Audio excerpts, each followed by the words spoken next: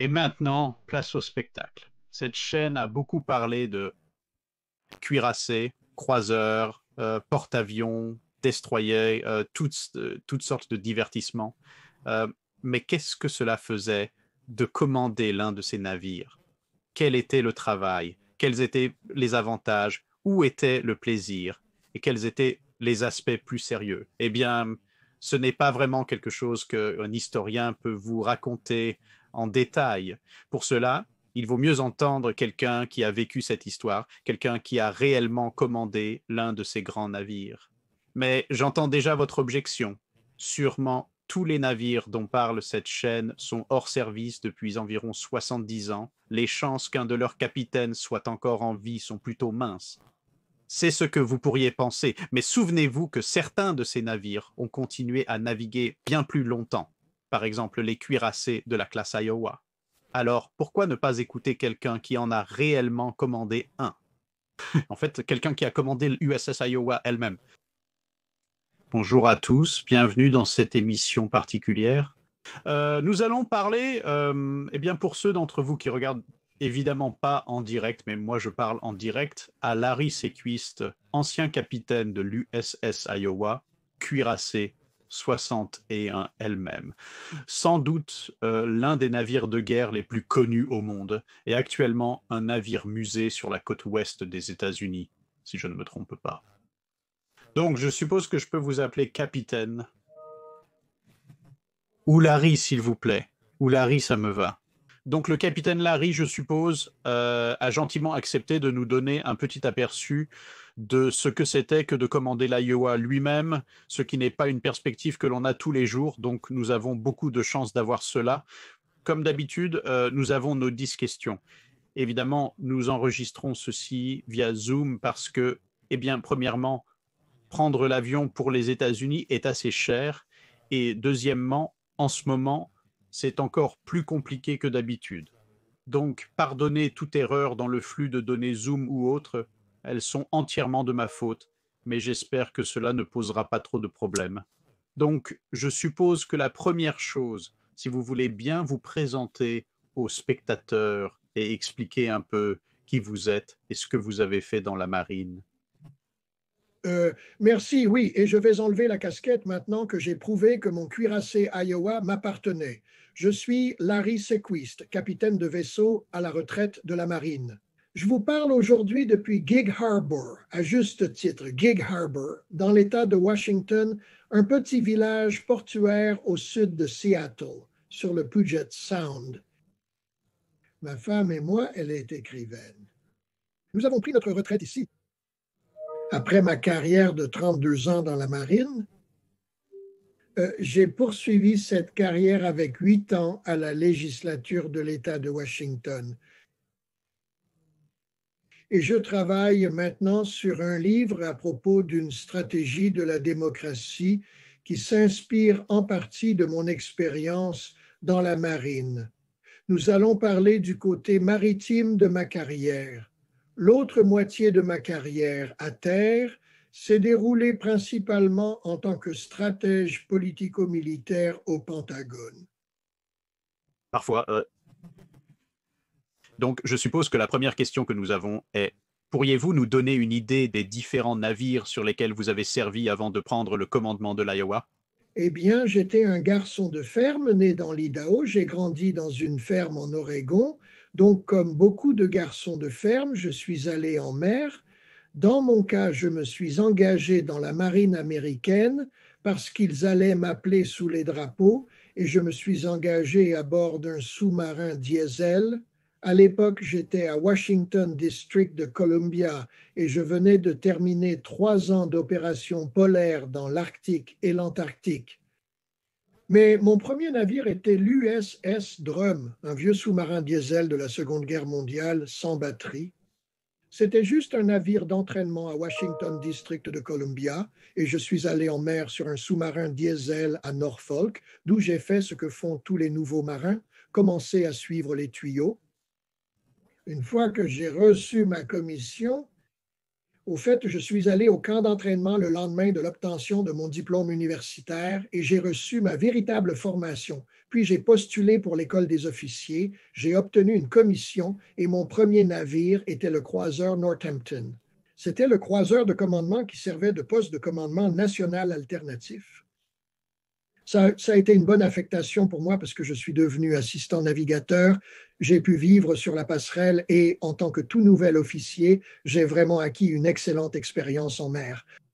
Formation en navigation, en matelotage, en manœuvre de navire et sur l'apparence d'un grand navire. À partir de là, je suis devenu marin sur un destroyer. Je suis allé voir brièvement. Mon commandant en second m'a dit, tu sais, si tu veux rester dans la marine, va essayer ce destroyer. Alors, il m'a envoyé passer quelques semaines sur un vieux Fletcher de la classe Piper. Et malgré les gaz d'échappement de la cheminée, je suis revenu en tant que marin dévoué au destroyer. Et donc, j'ai servi comme officier de lutte anti-sous-marine, officier anti-sous-marine sur l'USS D'Amato, un Fleet Rehabilitation and Modernization 1. Ensuite, après l'école, je suis revenu en tant qu'officier d'armement sur l'USS O'Hare, un autre Fleet Rehabilitation and Modernization 1. Et puis, j'ai eu la chance, en tant que lieutenant, c'était pendant les années du Vietnam, de prendre le commandement d'une canonnière de patrouille, la patrouilleur de garde 99 USS Beacon. Nous avons été construits dans les Grands Lacs, mis en service à Boston, avons traversé le canal de Suez jusqu'à San Diego, et puis ils ont commencé à mettre fin à la guerre juste au moment où nous étions prêts à partir pour le Vietnam. Nous sommes donc revenus à Norfolk avec ce navire. Donc, je suis allé à terre pour la première fois au Pentagone après 7 ans en mer et un commandement. Ensuite, j'ai reçu 3 autres commandements. Je parle d'un petit, un moyen, un grand et un très grand. Le phare, après ma première affectation au Pentagone, puis j'ai commandé la frégate Braunstein Frégate 1037, le destroyer de classe Spruance David R. Ray, puis le cuirassé Iowa. Waouh, passer d'un Spruance à l'Iowa, c'est comme si l'ancien navire pouvait presque servir de canot de lancement pour le suivant. En effet. Mais tu sais, je vais te dire, Drac, l'une des choses intéressantes, c'est que peu importe la taille du navire, grande ou petite, le rôle du capitaine reste le même. Et je me rends compte qu'en tant que capitaine avec 4 galons et 1600 personnes dans l'équipage, je faisais essentiellement la même chose, mais avec beaucoup plus de monde que lorsque j'étais lieutenant avec un équipage de 31.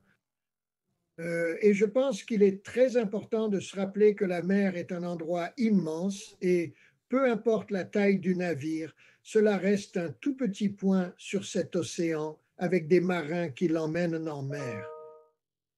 Ouais, la mer est toujours plus grande, peu importe sur quoi tu te trouves.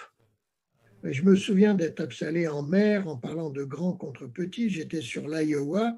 Nous quittions Norfolk sur le CD Tail en sortant du chenal en direction vers ce que nous appelons les VACAT, de la zone d'opération des Caps de Virginie. Et j'avais embarqué un jeune journaliste qui était avec moi sur la passerelle. Je me suis rendu compte, alors qu'il se tenait à côté de moi à poser des questions, qu'il me voyait peut-être comme l'individu le plus puissant qu'il ait jamais vu en mer. Tout semblait être sous mon contrôle. Un navire géant, de gros canons, des ordres. Pendant les 2 jours suivants, alors qu'il était en mer avec nous, je l'ai envoyé un peu partout sur le navire pour qu'il comprenne que ceux qui étaient réellement aux commandes, c'étaient les marins sur le pont et leurs chefs, leurs officiers mariniers. Et les chefs, que nos navires sont dirigés par l'équipage, pas par le capitaine. Oui, et je suppose que c'est l'un des éléments, même en remontant à la Seconde Guerre mondiale, quand j'ai étudié la façon dont la marine américaine dirigeait ses navires et a développé son style de commandement pendant ce conflit, c'est l'une des choses qui distingue la marine américaine et certaines autres marines alliées de certaines autres marines, dans le sens où ce n'est pas un style autoritaire, presque féodal, du type le capitaine a dit ceci, donc tu dois faire cela, sans tenir compte d'aucun autre avis. Il y a pas mal de liberté et évidemment, il ne s'agit pas forcément de répondre de manière irrespectueuse, mais si un officier subalterne pense que ce n'est pas vraiment la décision la plus sage, il peut très respectueusement dire: «Monsieur, êtes-vous absolument certain que c'est bien ce que vous voulez?» Et parfois de c'est délicieusement direct. Oui, Vous savez, c'est important de s'en souvenir, mais je l'ai ressenti dans la marine américaine. Ce membre d'équipage est un compatriote. Il a une voix tout comme vous. Il paye des impôts tout comme vous. Et d'une certaine manière, nous sommes tous citoyens ensemble au service de notre pays. ouais.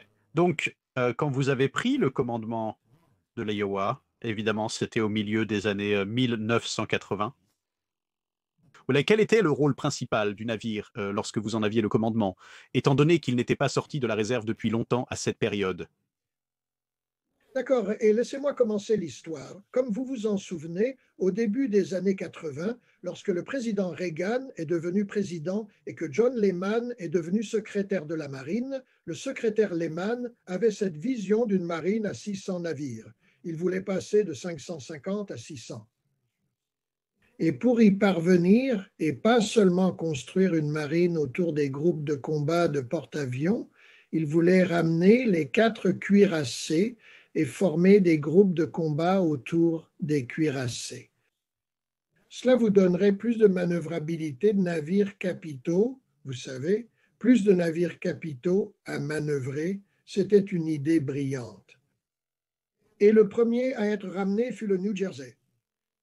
Donc, la commission du New Jersey était basée sur la côte ouest. Et dès qu'ils ont remis ce navire en service, et cela se rattache à mon rôle, expliquer pourquoi cela serait important pour moi. Lorsque le New Jersey a été remis en service, il avait brièvement été restauré pendant 1 an au Vietnam, puis remis en réserve, ressorti à nouveau, avec un tout nouvel équipage.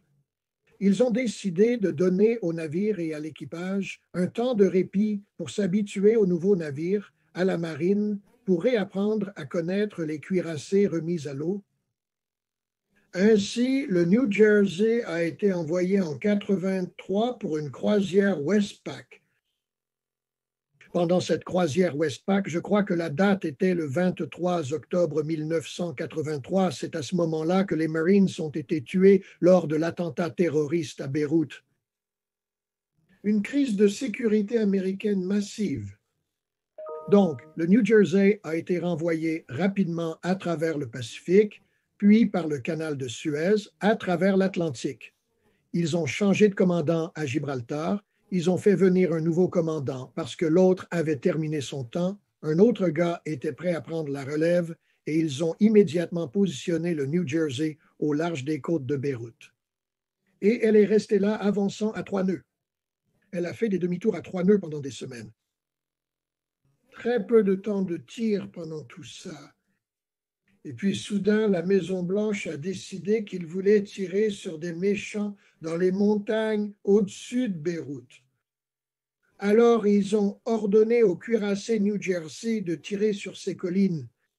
Maintenant, ce pauvre équipage, c'était des gens formidables, mais ils n'avaient même pas encore effectué les essais de tir de base. Et personne ne connaissait exactement les coordonnées précises de ces cibles que la Maison-Blanche voulait frapper.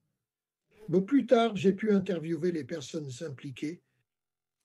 Ce tir était complètement imprécis. Cela a embarrassé la marine et j'étais déjà dans le circuit pour devenir le deuxième commandant de l'Iowa. L'Iowa était en période de réaménagement à ce moment-là, donc mes instructions venant directement du secrétaire de la marine étaient d'aller m'assurer que les cuirassés pouvaient tirer avec précision et j'avais fait inhabituel, mes ordres venaient directement de le secrétaire. Donc, quand je suis arrivé sur le navire, lors de ma dernière visite d'amiral avec mon commandant de type à Norfolk, l'amiral m'a dit: Larry, tu fais les tirs, je ferai le comptage, tu n'as aucune limite sur les munitions d'entraînement. J'étais un marin très heureux, j'adore l'artillerie, donc nous sommes partis en mer avec des gens formidables en artillerie. Aujourd'hui décédé, le commandant Jean Cosmique était l'officier d'artillerie, un fabuleux maître principal Chalk Hill. Les artilleurs fabuleux remontaient jusqu'à la Corée, connaissaient les nouveaux gros canons, et petit à petit, nous nous sommes formés nous-mêmes, avons entraîné l'équipage, enlevé la graisse des canons et sommes devenus le cuirassé le plus précis de l'histoire. J'ai tendance à conclure l'histoire. Maintenant, on nous a assigné, pour terminer cette histoire, on nous a assigné à l'opération Ernest Wheel pour aider à escorter les pétroliers à travers le détroit d'Ormuz. Mais nous n'avions pas encore prouvé au secrétaire Lehman que nous avions suivi ses instructions à mon égard. J'étais en Méditerranée en route vers le canal de Suez selon le planning, mais je devais effectuer un tir de qualification dans la mer Égée. Les Grecs avaient un petit rocher, une petite île appelée Avgonissi. Et nous sommes arrivés à Avgonissi. À ce moment-là, nous avions les remotely piloted vehicles, les Pioneers à bord, et nous avons fait un exercice de tir d'une journée pour démontrer à quel point nous tirions avec précision. J'ai envoyé ce rapport dans la chaîne de commandement. En quelques heures, j'ai eu le feu vert. Nous avions rempli les critères du secrétaire. Les cuirassés étaient autorisés à reprendre du service. Donc, c'était ça. C'était mon histoire, en gros. Remettre le navire en service et prouver que ces cuirassés étaient vraiment ce que Lehman et Reagan pensaient qu'ils pouvaient être, et ils se sont révélés fabuleux, bien sûr.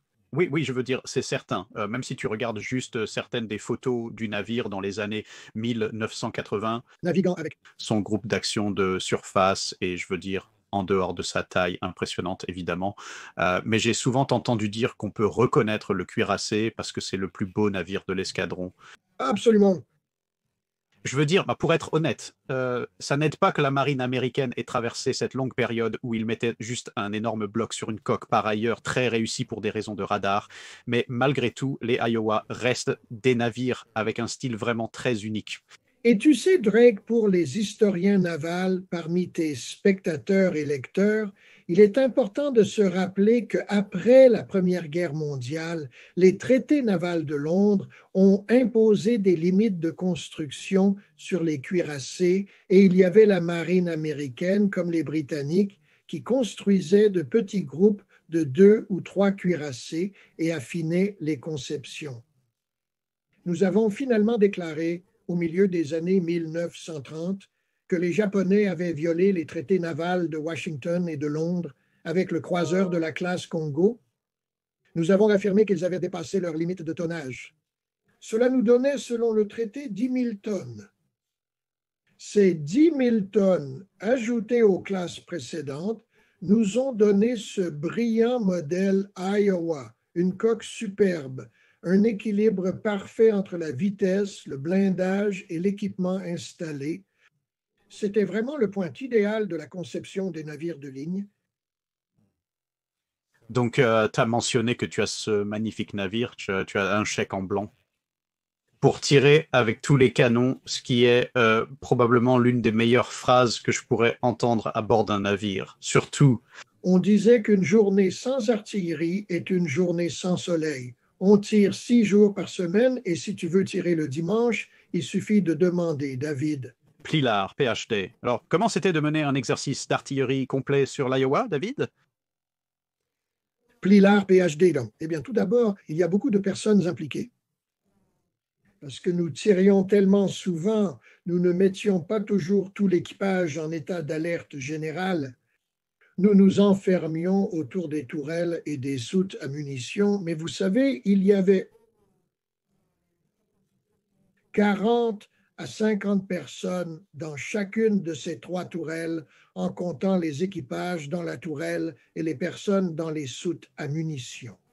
Chacune de ces tourelles, d'ailleurs, c'est environ 1800 tonnes de machinerie qui tournent, et elles tournent sur des chemins à roulement, à rouleau, d'une précision incroyable. Vous savez, on pouvait pointer ces canons, la machine La machinerie est tout simplement spectaculaire. D'ailleurs, les matériaux de l'Iowa, la qualité de l'acier, c'était l'un des plus gros blindages jamais coulés à l'époque.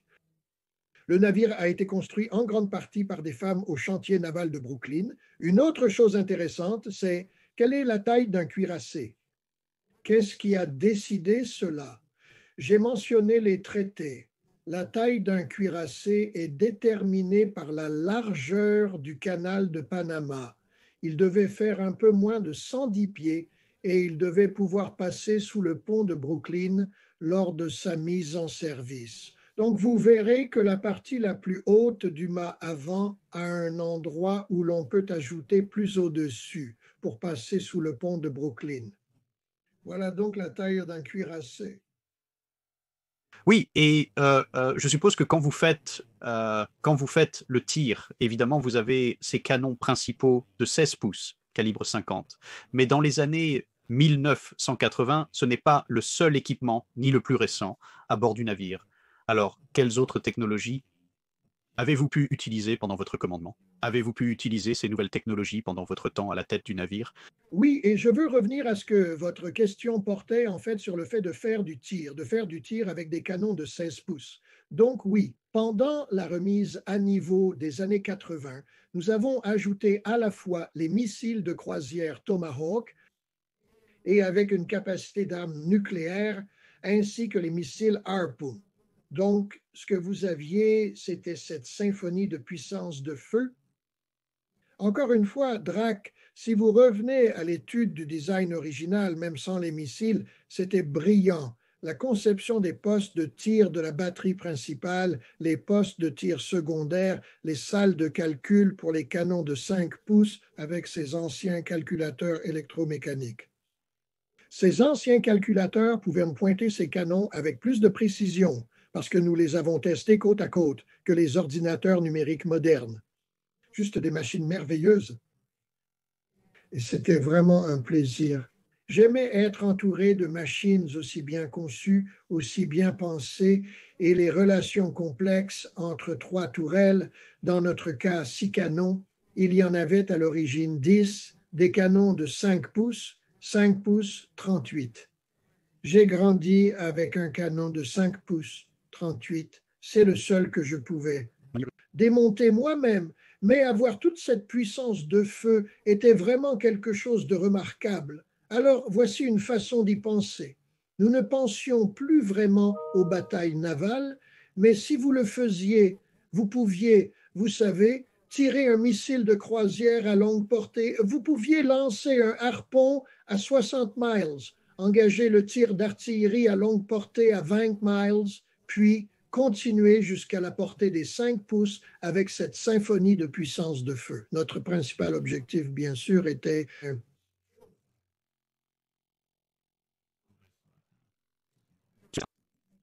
pour l'artillerie elle-même. Oui, nous portions une protection auditive et il le fallait si vous étiez sur le pont principal. Ce qui était vraiment important, c'était de comprendre que quand les canons tiraient, on pouvait sentir comme si un four s'ouvrait, vous savez, juste cette bouffée de chaleur. Une petite chose intéressante à propos des canons, quand vous tirez avec une tourelle à 3 canons, vous tirez d'abord le canon central, puis les canons gauche et droit. Il y a un dispositif appelé Agasta, un ancien appareil électrique qui ralentit la gâchette de tir. Donc, si les 3 canons sont chargés et connectés au système de visée, quand le système de visée appuie sur la gâchette, les canons font boum, boum, boum. Et cette distance, nous avons dû l'ajuster lors de la remise en service. Donc, l'idée de base est que le canon central tire en premier. Le canon gauche tire, cela déforme légèrement la tourelle vers la gauche. Il faut laisser le temps à la tourelle de revenir sur l'axe de tir, sinon le canon droit tirera à gauche du centre et du canon gauche. Ce timing a dû être modifié lors de la remise en service moderne, car les ondes de choc du canon central et du canon gauche se superposaient au niveau des installations SeaWiz. et l'onde de choc écrasait l'électronique à l'intérieur du radar et de la radio SeaWiz. Nous avons donc reprogrammé le tir pour que ce soit le canon central en premier. 400 millisecondes pour le deuxième canon et 1000 millisecondes pour le canon droit, donc ça faisait boum, boum, boum. C'est une sorte d'effet d'ondulation. Et vous pourriez, si vous tiriez tous, Les 3 tourelles. simultanément, bien sûr. Si vous regardez, vous pouvez voir ces projectiles. Ce sont de gros projectiles. Les petits faisaient environ 1965 livres, quelque chose comme ça. Les plus lourds allaient jusqu'à 2400 livres. Vous pouviez voir ces projectiles en train de sortir. Oui, je pense. Une autre raison pour le minutage, c'est de s'assurer que les projectiles ne se déplacent pas côte à côte afin qu'ils n'entrent pas en collision. Oui, j'ai toujours trouvé ça assez fascinant, mais surtout quand je le lisais. Je veux dire, et c'était un peu avant l'époque de l'Iowa, mais pendant la deuxième bataille nocturne de la bataille navale de Guadalcanal, où Washington tirait. Et oui, beaucoup de gens pensent, oh, eh bien, on tire les canons, on voit les photos, on voit l'éclair du tir, et puis les gens pensent que c'est tout, que c'est juste ça, et puis peut-être qu'on voit une explosion quelques secondes plus tard. Mais avec la description des canonniers sur le Washington, ils regardaient leurs obus monter dans le ciel, traverser les nuages bas, évidemment hors de vue, puis 10-15 secondes plus tard, on les voyait retomber Des nuages. à l'autre extrémité de l'échelle. Il est donc important de s'en rendre compte. Vous savez, vous disposez de ces optiques exceptionnellement bonnes, à la fois pour les directeurs et sur la tourelle aussi, de sorte que les tourelles pouvaient en fait se contrôler elles-mêmes optiquement si elles pouvaient voir la cible. Mais la plupart du temps, vous vouliez tirer à des distances où cette cible était hors de vue. Donc, vous aviez besoin du radar, vous aviez besoin d'observateurs avancés. Nous avons formé les Marines à être des observateurs avancés, puis avec le Remotely Piloted Vehicle et le drone de reconnaissance au contact. Une chose importante à comprendre à propos de l'artillerie de gros calibre, c'est que c'est très différent. Par exemple, des canons de 5 pouces ou de plus petit calibre. C'est de l'artillerie statistique. Quand vous tirez avec des canons de gros calibre, vous tirez selon des schémas statistiques. Donc, ce que vous faites, c'est mesurer l'écart type à gauche, à droite, en avant et en arrière. Le long de cette ligne de tir, donc si, par exemple, je tirais sur un terrain de football au Royaume-Uni, aligné dans le sens de la longueur avec ce terrain, nous pourrions faire tomber chaque obus sur la pelouse, rien dans les tribunes, et la façon dont nous faisions cela était de gérer très soigneusement la température de la poudre en connaissant les vitesses initiales que nous obtenions de chaque lot. Nous avions un petit radar vélocimètre, nous mesurions la vitesse de chaque projectile quittant le canon et nous tenions des registres sur ce graphique de poudre avec ces projectiles, quelle vitesse initiale nous avions. Nous obtenions donc, l'artillerie est un art dans la science, il n'y a rien que vous ne calculiez pas en artillerie, c'est ce qui la rend si intéressante et vous avez cette énorme équipe de personnes qui travaillent comme une symphonie. Un orchestre dans la tourelle, dans le poste de calcul et les observateurs. Oui, donc avec tout ça, évidemment, j'imagine aussi que les drones Pioneer étaient utilisés pour l'observation en artillerie ou bien étaient-ils utilisés à d'autres fins? Le but principal, encore une fois, c'était cette mission de base.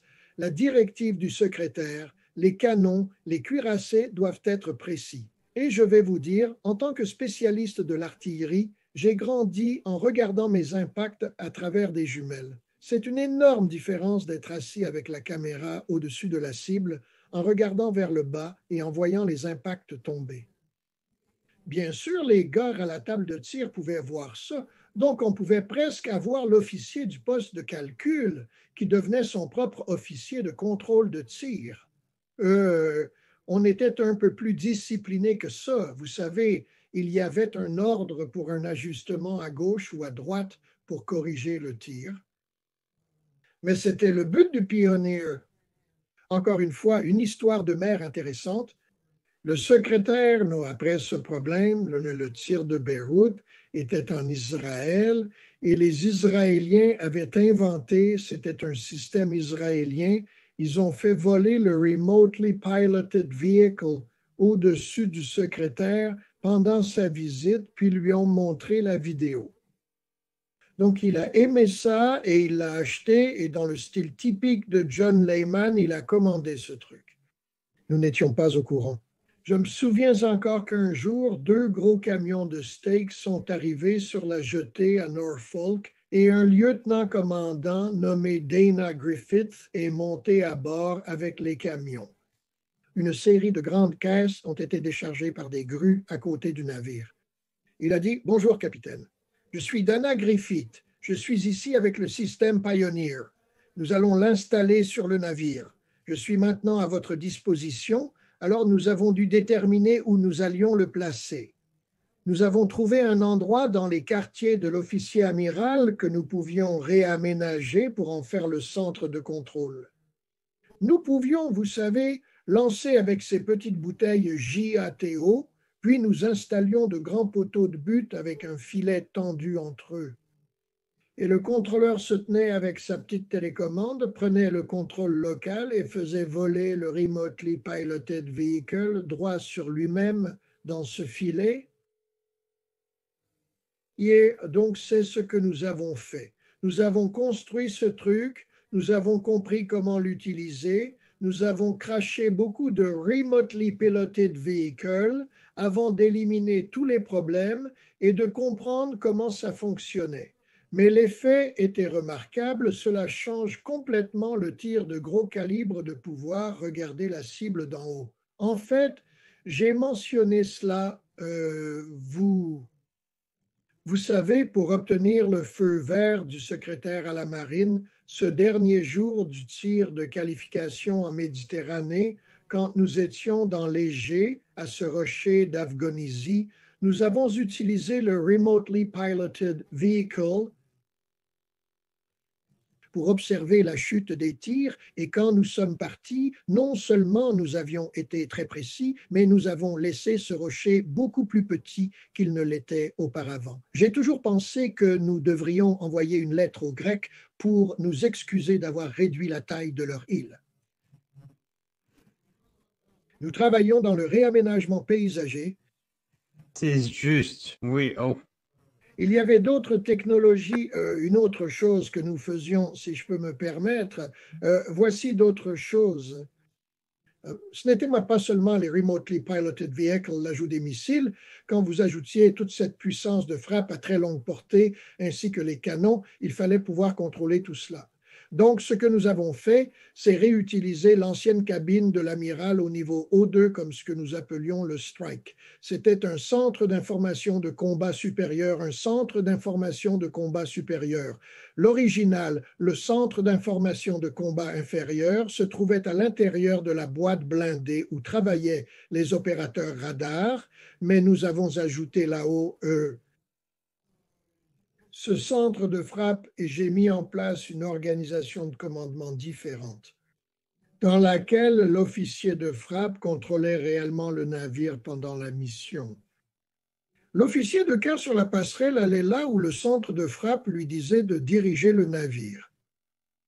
Et nous avons pu faire cela parce que nous avions les premiers ordinateurs portables ou transportables et, pour la première fois dans la marine de surface, lorsque nous revenions au port après une période en mer, ces informaticiens contractuels montaient à bord et nous discutions ensemble. Et ils reprogrammaient nos systèmes informatiques afin que nous puissions visualiser l'espace de combat et contrôler les missiles et les avions. Et nous pouvions tout voir de là, donc c'était une innovation importante. Une autre chose que nous avons faite, c'est de réaliser que, puisque les cuirassés étaient conçus avec des capacités d'auto-réparation, il y avait environ 26 ateliers intégrés dans le cuirassé, allant de la forge où l'on pouvait couler ses propres pièces en acier jusqu'aux grands ateliers d'usinage. Nous avons ajouté des ateliers d'électronique de pointe. J'ai donc transformé cette partie du cuirassé en navire atelier qui a en fait été financé par le commandant de type. Et je pouvais embarquer de petits projets de réparation venant des petits bâtiments de l'escadre. Ils envoyaient par avion ou par bateau les objets à réparer et nous faisions toutes ces réparations à bord du navire. Donc c'était une autre chose que nous avons en quelque sorte inventée, utiliser le cuirassé comme un atelier mobile. Base mobile. Il y a quelques autres choses, Zach, auxquelles je pensais concernant les innovations. Cela va sembler terriblement simple, mais c'était important pour l'équipage. Les couchettes Northampton, au lieu de dormir sur les couchettes en toile de la Seconde Guerre mondiale empilées à 6 ou 8 de haut. Les couchettes Northampton, selon les normes modernes, restaient un endroit terrible pour vivre, mais c'était mieux que les quartiers de la Seconde Guerre mondiale, et nous avons installé la climatisation, ce qui était à la fois une bénédiction et un problème. Les concepteurs, dans les années 30 et 40, étaient des experts brillants dans la gestion de l'air, très habiles à déplacer de grands volumes d'air à travers un navire pour ventiler les espaces, y compris les espaces techniques, avant l'ère de la climatisation. Lorsque nous avons installé la climatisation, les barrières ont complètement perturbé ces schémas de circulation d'air d'origine. Il nous a fallu 1 an pour finalement trouver des moyens d'avoir à la fois la climatisation et le flux d'air naturel qui avait été conçu à l'origine. Et d'ailleurs, une autre innovation, dans les espaces techniques, nous brûlions un carburant différent de celui pour lequel le navire avait été conçu, à l'époque du vieux mazout noir. De la Seconde Guerre mondiale, les ingénieurs ont donc fait un travail brillant. Il leur a fallu des mois et des mois de travail pour réajuster progressivement toute l'usine afin que nous puissions fonctionner à pleine puissance. Et nous avons réussi à faire fonctionner le cuirassé Iowa. Si je me souviens bien, nous allions à 36 nœuds et demi, 37 nœuds. Nous pouvions maintenir cette vitesse pendant 1 heure ou plus en tant que vitesse de puissance maximale. J'en suis très fier. J'ai dû faire attention à ce chiffre parce qu'à chaque fois que je raconte l'histoire, la vitesse augmente, mais nous avions ce cuirassé de 65 000, 70 000 tonnes qui allait à 37 nœuds. Ça devait être un spectacle assez intimidant. Je n'ose imaginer à quoi ressemblait la vague d'étrave à ce moment-là. Oh, très peu en fait. Oui, très peu grâce à la conception brillante de la coque. Oui, ce n'est pas, on ne dépense pas beaucoup d'énergie, on ne gaspille pas d'énergie et on ne voit pas, on ne pousse pas une grosse vague d'étrave.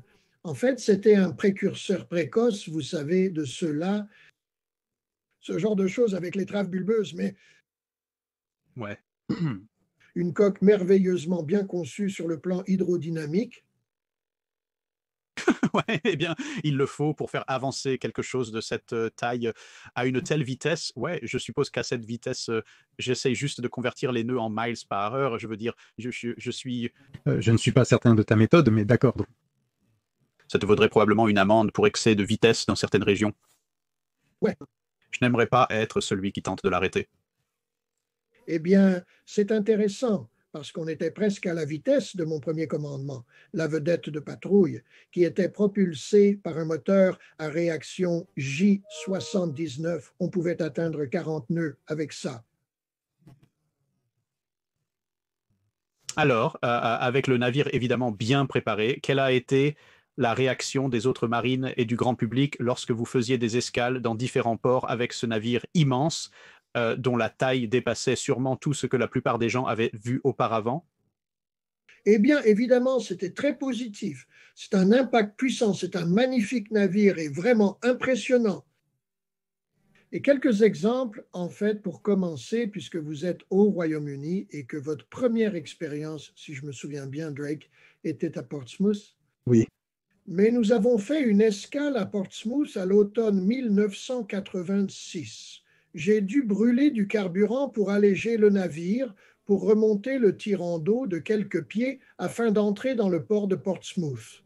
Mais en y entrant, Je me souviens que la British Broadcasting Corporation avait envoyé des équipes de télévision. Ils diffusaient notre arrivée depuis les airs. J'ai été prudent en entrant, si je me souviens bien de l'histoire britannique. Le Her Majesty's Ship Lion, le dernier cuirassé, avait été remorqué hors de Portsmouth.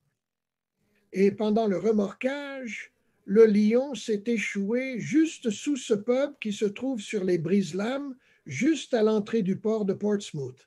Donc, je voulais m'assurer de bien passer l'entrée, mais nous avons eu une visite fabuleuse. Des dizaines de milliers de personnes sont venues nous voir partout où nous allions en Allemagne. Nous avons aussi effectué une visite d'État, par exemple à Istanbul. On pouvait utiliser le navire comme un capital politique pour le pays. Une autre chose qui était très importante, au Honduras, par exemple. Nous sommes arrivés au Honduras du côté Caraïbe. Et avec des hélicoptères, j'ai transporté environ 40 membres d'équipage, 2 médecins, 2 aumôniers, un dentiste avec un fauteuil dentaire portable, jusqu'à un orphelinat dans les montagnes au-dessus de San Pedro Sulu. Quand vous lisez de nos jours à propos des Honduriens qui essayent de fuir le Honduras, nous travaillons exactement dans cette même région. Nous avons repeint un orphelinat, refait l'électricité, fait beaucoup de soins médicaux et dentaires. L'équipage, bien sûr, était très fier de ce qu'il avait pu accomplir. Donc, c'est un autre exemple de ne pas seulement être une belle vitrine dans le port, mais aussi de pouvoir faire quelque chose de significatif avec la population locale, qui montrait la valeur de l'Amérique. Nos valeurs et notre équipage. Et je vais vous dire la chose la plus importante, la sécheresse. J'ai toujours dit que je considérais l'équipage comme les meilleurs ambassadeurs de l'Amérique quand nous débarquions notre équipage dans n'importe quel port, Istanbul ou Portsmouth. C'était l'Amérique qui débarquait de beaux marins. Nous avions ce merveilleux Command Master Chief, Bobby Scott, le meilleur marin avec qui je sois jamais allé en mer. On aurait pu lui mettre un uniforme d'amiral 4 étoiles et il aurait facilement pu diriger toute la marine. Bobby Scott était un leader fabuleux pour l'équipage et il était toujours sur le pont arrière. Aucun marin ne descendait à terre sans que Bobby Scott ait dit un mot. Et si le marin n'était pas tout à fait prêt à descendre à terre, un simple froncement de sourcils du Master Chief Bobby Scott suffisait pour que ce marin retourne se préparer une seconde fois avant de descendre à terre.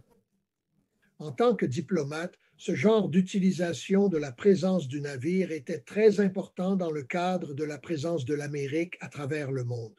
C'est une des raisons pour lesquelles nous voulons encore avoir des cuirassés. Oui, ils envoient clairement un message. Je devrais d'ailleurs mentionner quelque chose que tout le monde a vu. Nous avons parlé du président Reagan.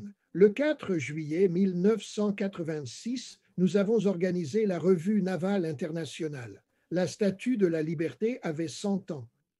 Elle nous avait été offerte. Non, la statue n'avait pas 100 ans en 86. Peut-être que si. Elle nous avait été offerte par les Français, la Statue de la Liberté. Elle avait été rénovée, remise en service, et donc l'idée était que le 4 juillet, nous aurions une revue navale internationale. Le président Reagan serait à bord du navire et plus tard dans la journée, avec un laser, il rouvrirait, rallumerait la Statue de la Liberté. On m'a dit que nous avions quelque chose comme 1 milliard de téléspectateurs dans le monde entier pour cette revue navale internationale, avec le président à bord, des dizaines de navires de marines du monde entier, des milliers de petits bateaux.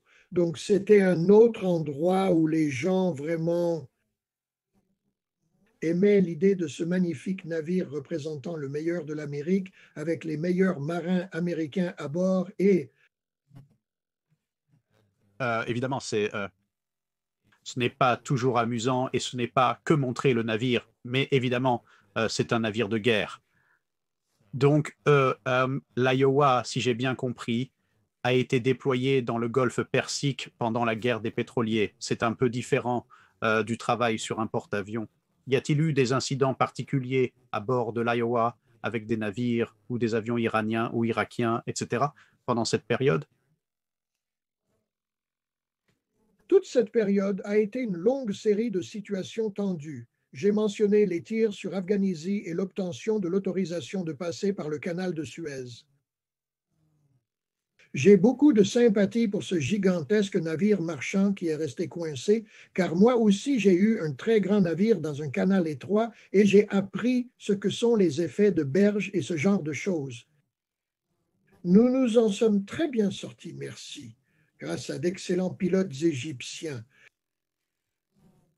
Quand nous sommes entrés dans le golfe Persique, c'était en novembre, décembre 87, jusqu'en janvier 88, février 88, février 88.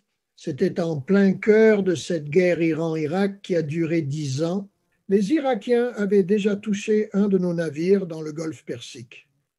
C'était la troisième fois de ma carrière que j'étais déployé dans le golfe Persique. J'y étais très souvent au début de ma carrière. Et les Iraniens interféraient avec le trafic des pétroliers entrant et sortant. Maintenant, lorsque nous sommes arrivés là-bas, c'était à peu près au moment où nous naviguions.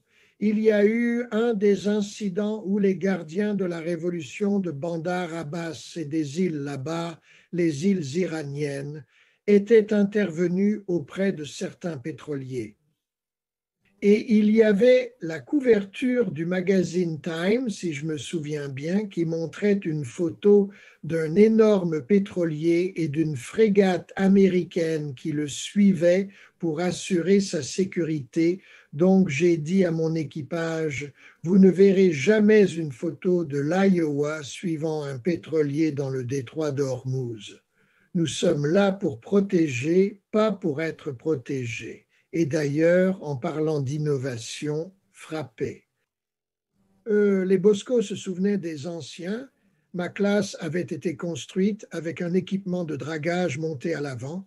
Alors, nous sommes descendus au chantier naval de Charleston, où se trouvait le commandement du dragage de mines, leur cimetière. Nous avons trouvé de vieux équipements de dragage paravane et nous avons bricolé des équipements de dragage des deux côtés à partir de la proue pour pouvoir déployer avec les bossoirs en J, déployer nos paravanes et balayer un chenal de 100 à 120 mètres de large depuis la proue.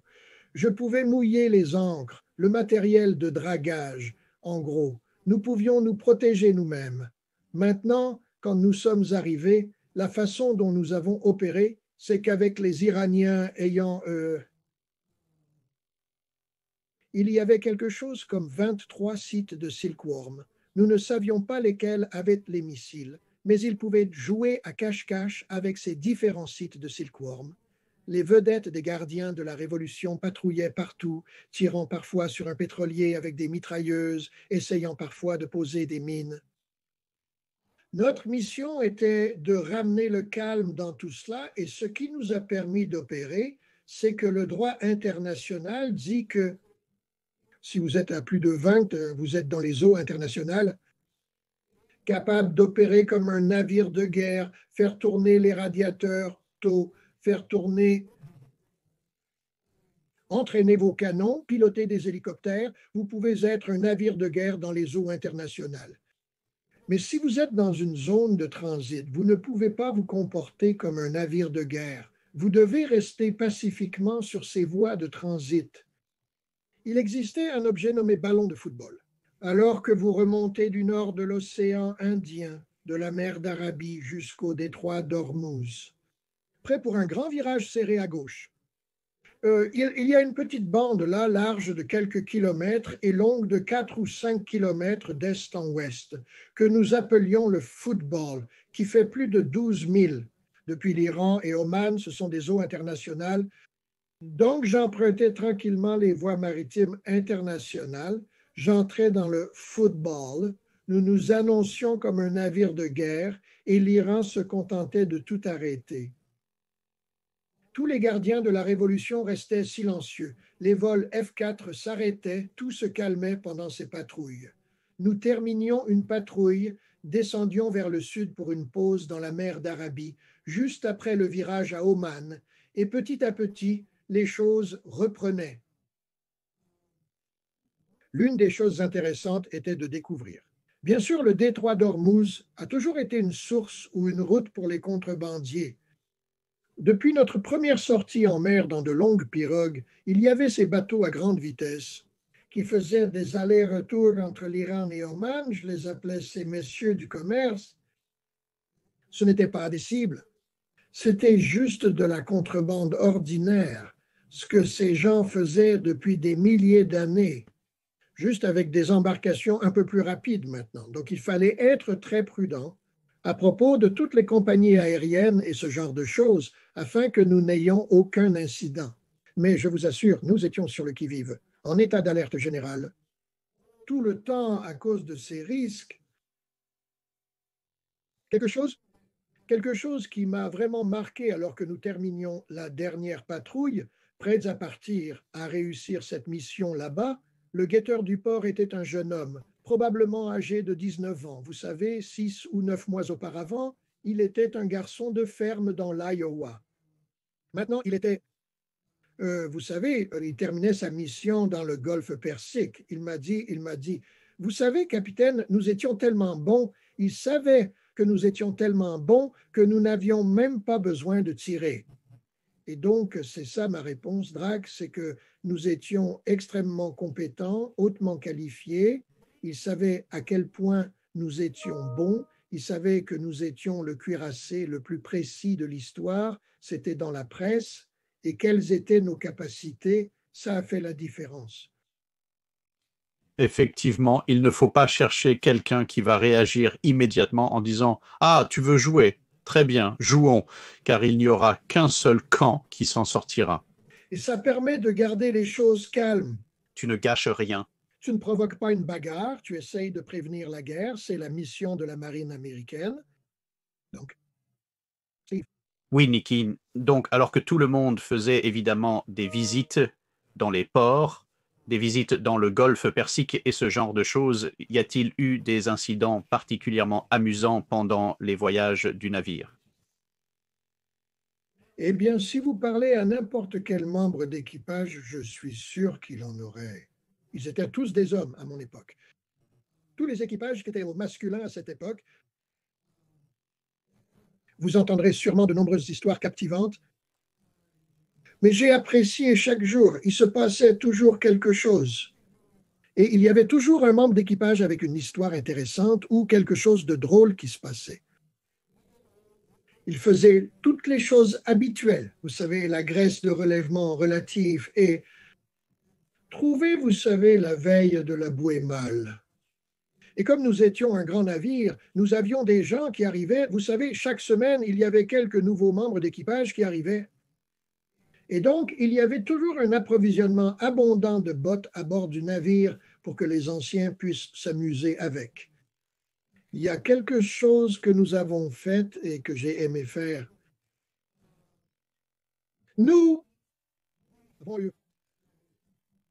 Nous étions un navire en mer non enveloppé et nous avions besoin de ravitaillement.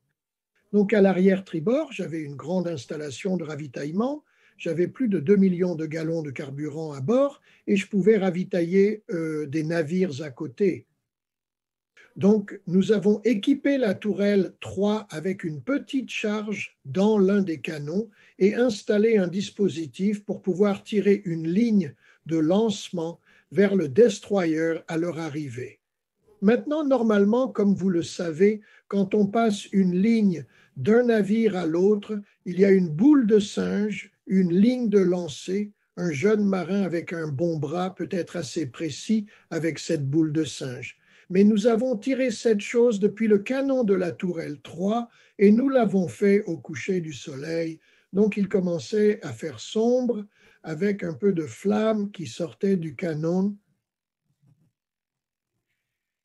Ça a fichu une sacrée frousse à ce navire. Non, il a réagi tout de suite. Mais j'aurais honte de dire qu'on a apprécié ça, mais il s'est écarté Et il ne s'est pas approché pendant un moment, et nous rassurions qu'on n'essayait pas de tirer.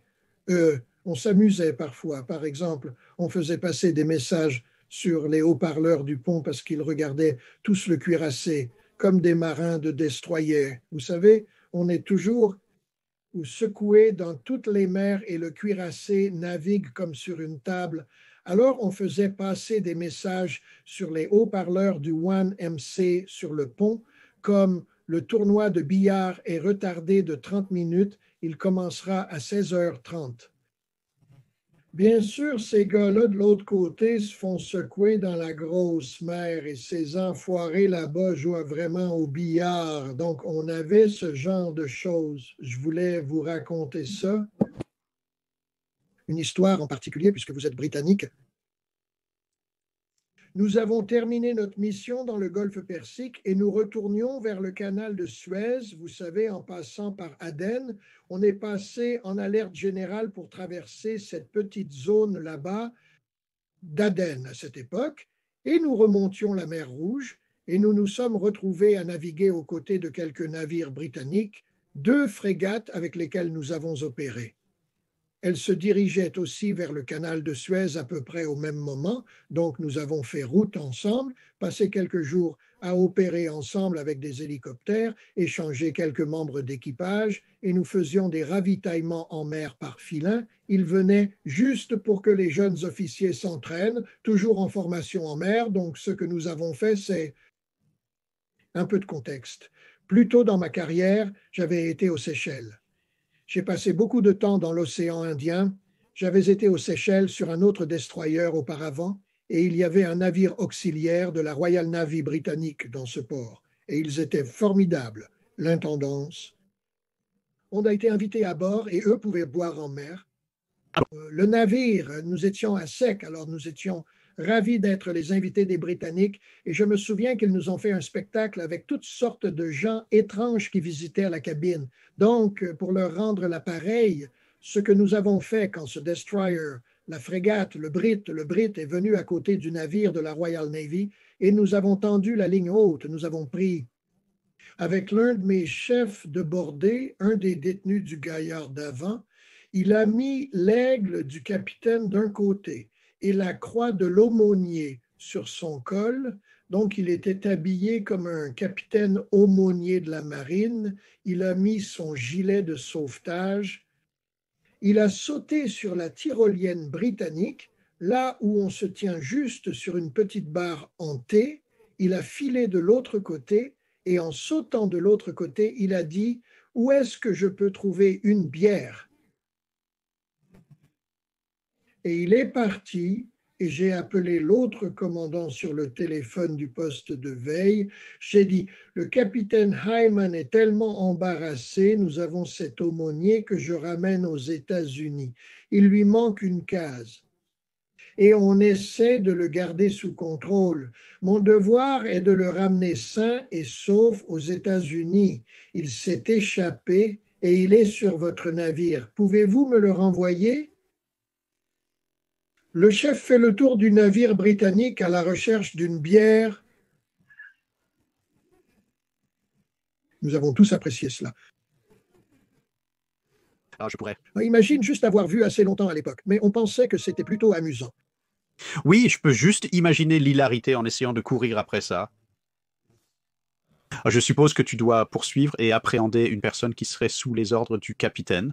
Durac, donc tu dois t'occuper de lui. Excusez-moi, monsieur. Vous êtes en état d'arrestation. Veuillez me suivre, s'il vous plaît. Vous savez, la Royal Navy, les marins de la Royal Navy ont un sens de l'humour formidable. Vous savez, si vous êtes entouré de marins britanniques, vous allez passer un bon moment. Et c'était pour essayer d'assurer notre part dans la relation. C'est juste? Oui, donc je suppose qu'une des grandes questions quand vous gravissiez les échelons, évidemment, la plupart du temps, les Iowa étaient en réserve. Avez-vous déjà pensé que vous alliez commander un navire comme l'Iowa? David Plyler Jr. Non, parce que nous ne les avions même pas. Depuis très tôt, j'ai toujours voulu être aux commandes. Sur ma première fiche de vœux en tant que jeune officier, on envoie ces petites cartes au bureau du personnel naval pour dire ce qu'on aimerait faire et j'ai écrit commandement de n'importe quel navire, n'importe où, peu importe son état. Et j'ai eu la chance, comme je l'ai dit, d'obtenir un commandement en tant que lieutenant. D'une canonnière, puis de rester aux commandes au total à 4 reprises. Et vous savez, il s'est avéré que, en tant que capitaine de vaisseau, j'ai fait le choix de vouloir ce que l'on fait normalement, partir en mer en tant que commandant d'escadron. J'aime vraiment être aux commandes et pour moi, ma décision tournait autour d'une bouteille de dioxyde de carbone. 2 de 15 livres les bouteilles rouges qui doivent être pesées et étiquetées chaque mois pour indiquer qu'elles sont toujours en état de marche.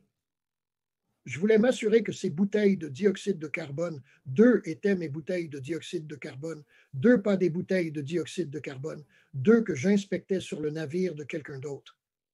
Donc j'ai eu beaucoup de chance d'avoir eu cette opportunité. Et je vais avouer que je m'inquiète aujourd'hui qu'avec notre marine plus réduite et des plannings de formation plus serrés, nous ne donnons pas aux jeunes officiers de nos jours l'opportunité que j'ai eue d'enchaîner les commandements pour continuer à apprendre, à en savoir plus, à parler avec d'autres commandants, à comprendre ce que l'on pourrait mieux faire la prochaine fois. Je pense que cette expérience porte vraiment ses fruits. Et il est important d'accumuler cela pour que le commandant soit expérimenté. Et j'aimerais voir, j'espère, un renouveau de ce genre d'expertise. Avec un peu de chance, avec l'arrivée des nouvelles frégates de la classe Constellation, cela augmentera le nombre de postes ouverts aux officiers qui pourront en profiter.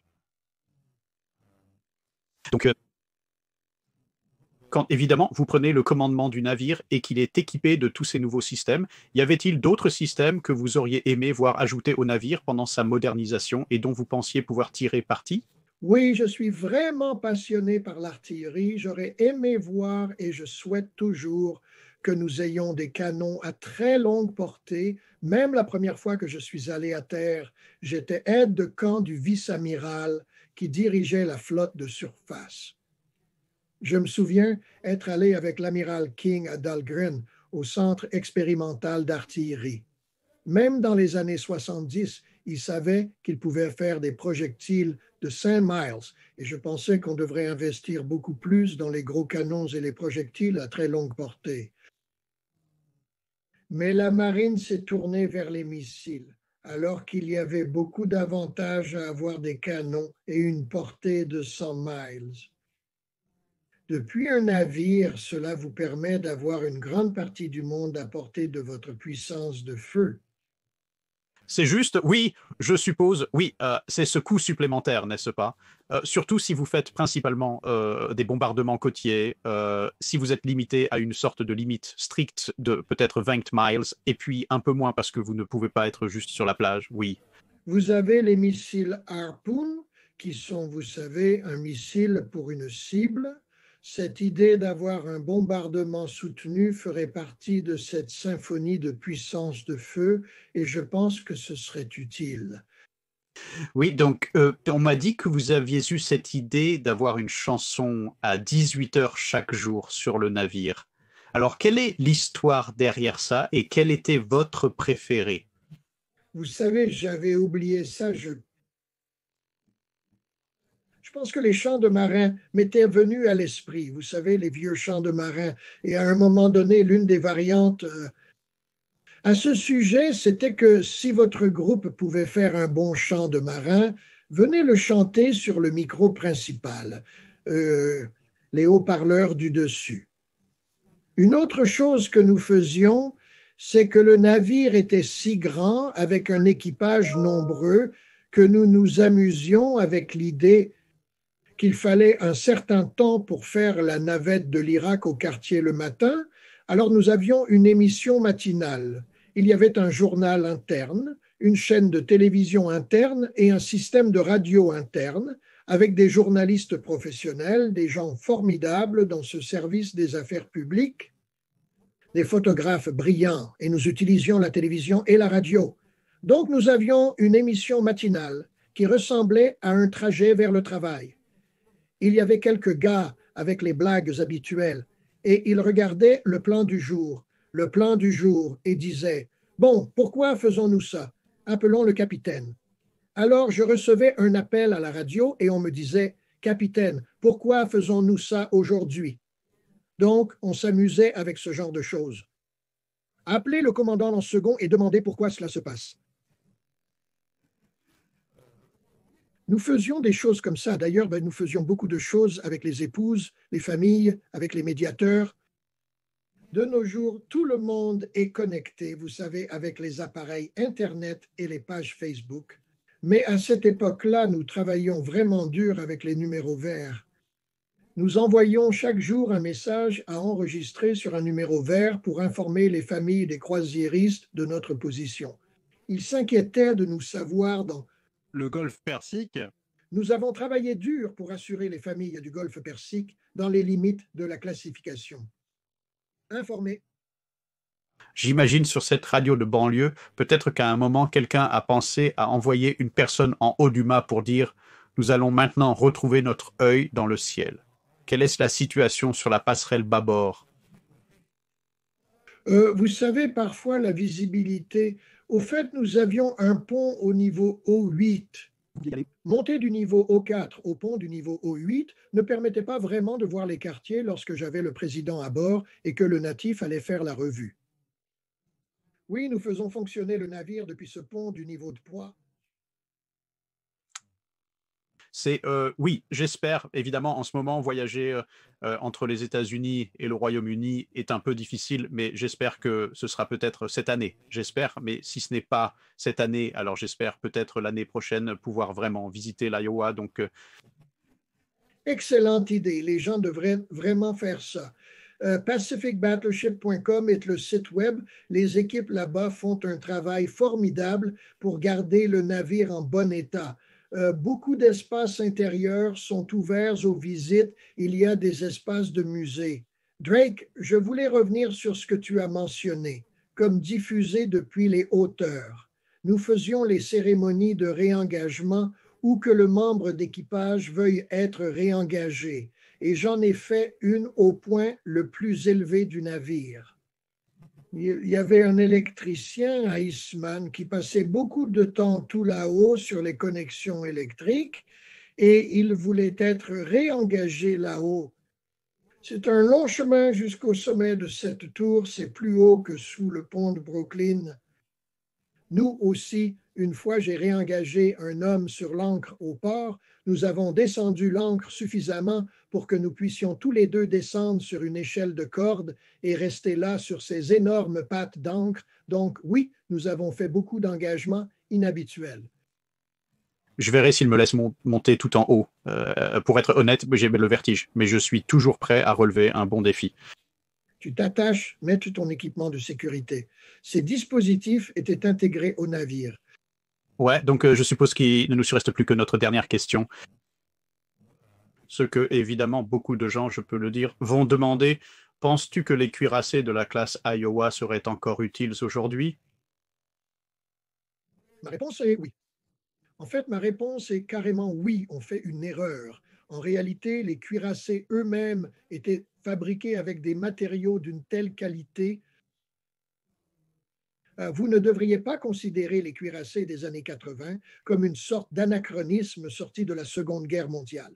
En réalité, les cuirassés ont été construits 50 ans en avance sur leur temps. Ce n'est que dans les années 80 et même aujourd'hui que ce type de navire capital, avec une portée énorme, une symphonie de puissance de feu allant des missiles longue portée à l'artillerie de plus courte portée, des canons de gros calibre, un équipage capable de tout faire, trouve vraiment sa place. Il dispose d'une expertise intégrée en réparation, de médecins, de dentistes, d'un hôpital de 23 lits, de 2 blocs opératoires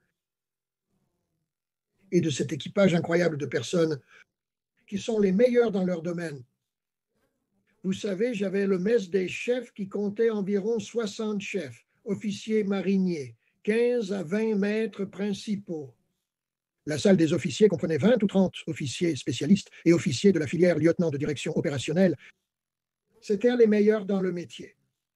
Donc, ramener les cuirassés ferait deux choses.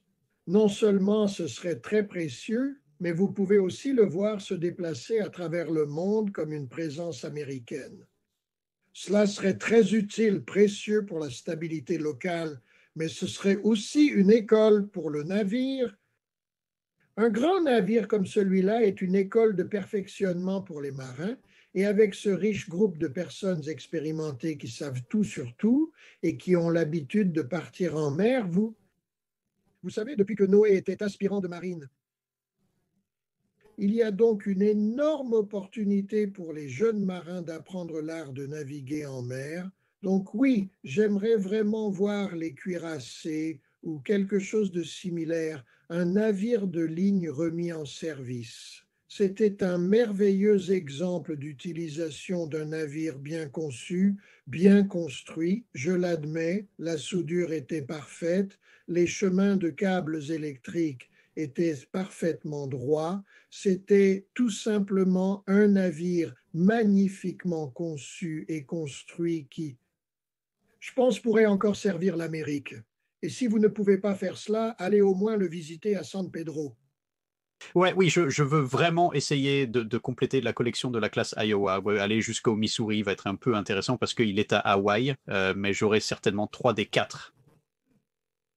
Et tu sais, il y a des marins de cuirassés que j'admire tellement. De tous mes compagnons de bord qui sont à travers le pays, juste un groupe merveilleux de personnes qui, jeunes hommes, ont mis leur cœur et leur âme dans ce navire, servant encore leur pays. Excellent. Nous sommes tous fiers d'être marins du cuirassé Iowa.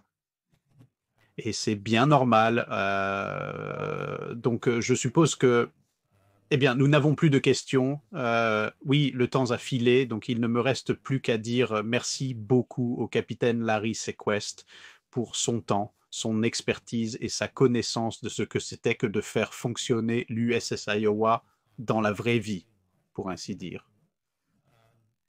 Et j'espère que vous n'y serez pas trop opposé, que vous n'avez pas décidé de me détester complètement au cours de la dernière heure et demie. Donc, j'espère que vous ne serez pas trop opposé à revenir peut-être pour un suivi, parce que je suis sûr qu'il y aura beaucoup de gens dans les commentaires quand cette vidéo sera publiée qui poseront toutes sortes de questions intéressantes auxquelles vous pourrez peut-être apporter un peu plus d'éclaircissement. Je sais que nous avons dit que nous allions évidemment parler de la Tourelle 2 et de ce qui s'est passé là-bas à un autre moment. Mais ça, je pense que ça appartient à une discussion séparée. Le cuirassé, juste la conception du navire, donc les choses qu'il pouvait faire, c'est vraiment remarquable. Donc bien sûr, j'ai hâte, je garderai mon café chaud et prêt à partir. Excellent, merci. Merci d'avoir regardé cette vidéo. Pour tout commentaire ou suggestion de navire à examiner, laissez un message ci-dessous. Pensez à commenter la publication épinglée pour les questions du dry dock.